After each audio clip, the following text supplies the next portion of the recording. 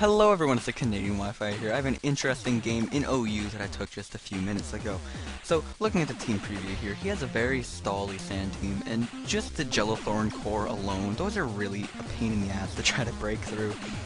And then he has a really bulky Conkeldurr. Conkeldurr is a threat. I mean, it's a very lesser used threat, but as long as it's not taking rain boosted water moves, Conkeldurr is still really dang bulky and hard to take down, or hits hard, so I gotta look out for the Conkeldurr, especially because I don't really have anything on my team to take hits from it. Obviously it has the Ice Punch for my Latios. Jirachi doesn't really want to take powerful fighting moves. Toxicroak can, because if you don't recognize the team, this is the one with the max HP, max defense, physically defensive Toxicroak. But obviously it can't really take like ice punches or earthquakes. If it even gets earthquake, I don't think it does. But other than that, I mean, it's just a really standard-ish sand stall team, and we're just gonna get into the battle right now. So, predicting leads, I just wanted to lead off Scizor just in case he wanted to lead a Powdon, because I could get off big damage and then you turn out into my weather starter, which is exactly what's going to happen. Actually, I'm going to head out in the Politoed as he just sets up a Stealth Rock, you know. Getting residual damage on everything. I don't have a spinner, even though I could easily put a Tentacruel on this team.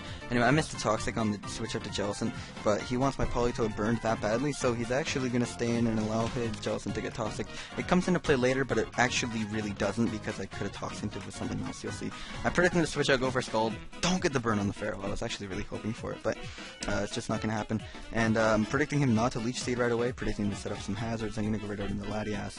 Now, he knows that I'm the sub Calm Mindset, I suppose, as he goes right out in the Conkeldurr as I go for a sub. And I go for a Calm Mind, thinking like, okay, I can take an Ice Punch, sub down a little bit. He goes for Drain Punch, and it breaks my sub, and I'm like, is that a choice banded Conkeldurr? That's really threatening, actually, because if you look at my team, outside of Toxicroak, I have absolutely nothing to switch into a choice banded Drain Punch. So if I lose Toxicroak in this battle, I might actually just straight up lose to choice banded Conkeldurr, which is actually kind of cool, but kind of scary at the same time. I go for sub, obviously predicting him to stay in, possibly. Wanting to keep going for it. It was kind of silly though. I do, however, get the Sub-Toxic off on the Hippowdon, and now that the Hippowdon is not crippled, but it is taking residual damage, which is fantastic. I'm going to predict the Earthquake, obviously, again, because he just wants to kill off my Toxicroak, as it is a giant threat to his Conkeldurr. I'm going to go into this Scizor because A, it's kind of useless against his team, and B, it can probably take one. And I'm going to go for the Bug Bite, not the U-turn. He was likely predicting me to U-turn out into something, and he could go for another Earthquake, as I'm just going to get off a ton of damage, and it probably surprised him quite a lot, because now that he's really low after the Bug Bite damage, I can just bring in Jirachi, threaten. I was actually, obviously, as you can see here, I was going to go for the Iron Head Flinch to kill him off with poison, but he goes out into his Garchomp as I just take the opportunity to get up Stealth Rock. SD Chomp is absolutely not a problem as long as it doesn't have a sub up, and that's why I went for Body Slam on the second turn. I could tell the can just come in and kill it off with a Icy Wind. I have never seen Icy Wind miss. It's 95 accuracy, and I know I just jinxed myself, but I've honestly never seen it miss. It's actually a really cool thing. He brings in Magnezone, I guess, thinking that I'm choiced, but I'm not, and I'm just gonna kill him, or not kill him. He lives with 1%, and that pissed me off, but it doesn't really matter. I'm gonna go into the Politoed, try to force him to bring back in the Hippowdon and put pressure on him, and on top of that I can now just double out in my Latias and not get paralyzed. Unfortunately, the damage is 26.4%, which means I won't be able to sub up. I mean, I could Calm Mind, then Roost, and then sub, but I'm just gonna get paralyzed, so it wasn't worth it. I could just kill him off with the Dragon Pulse. And here, I sub again. I didn't know whether he wanted to predict my Toxicroak and go for Ice Punch, so I figured sub was a safe play. And then I'm like, well, he's locked in on Drain Punch, let's see how much it does. And it only does do 30% to Latias. And this obviously scared him out, and what it allowed me to do is go for another Roost and get back up to full, because I knew I'd be around 60 to 70% at the absolute worst at the end of that turn if he did stay in. He brings out Hippowdon. Obviously, he can't switch in Pharaoh at that point, otherwise I would just set up on it all day with sub Calm Mind, so he's forced to basically sack it and give me the Weather War, at which point I'm just going to be like, yep, thank you for the Weather War, I need Toxicroak to have rain, otherwise I pretty much lose this battle, and it's at this point where he does try to pull the trigger on the Ice Punch prediction. Unfortunately, it's not going to work out for him, but fortunately he has a Jellicent, which he can just switch in on my Politoed. I went for Scald. Kind of risking the burn on the Conkeldurr because it would have made it a problem, but I mean it was locked into Ice Punch, which means it would have been a giant problem actually. I probably would have had to stall it out with Latias, sub Calm Mind, or sub on it a bunch of times, and then kill it off with a Dragon Pulse when it got really low. Unfortunately, or luckily, sorry, none of that ended up happening, and I can just go into the Toxic Croak. He misclicked on the water spout, and it really didn't matter at that point, because he's toxic, I can just sit here and bulk up.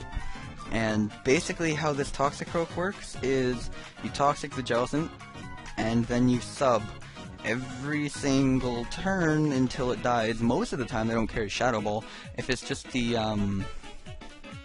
if it's Taunt Skull, Willow, and Recover, like the standard physically defensive Jellicent is, they can taunt you so you can't set up, but they also can't touch you and they're forced to switch out or sit there and die to Toxic or Recover. It doesn't, the point is you can stall it out because you basically have infinite subs in Rain.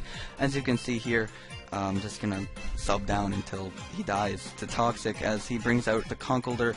He goes for Fire Punch knowing that I have dry skin, and it would, I guess, do more than Ice Punch. I actually have no idea how that works. I do have dry skin, but as you can see, it does nothing because it was lowered by the rain as well.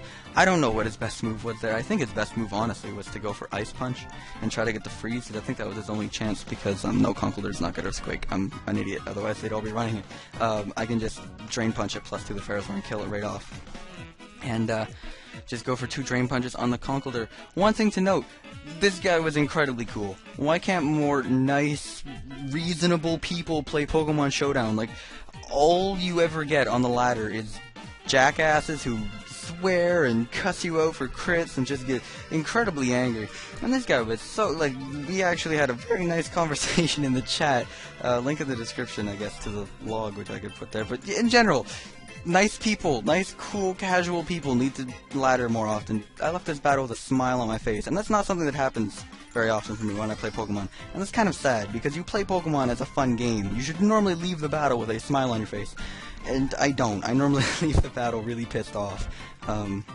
But besides the point, I mean, wow, that was a tangent and a half.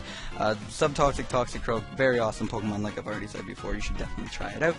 Thank you all for watching. Thank you all for listening. And I will see you failed outro much. I will see you guys next time.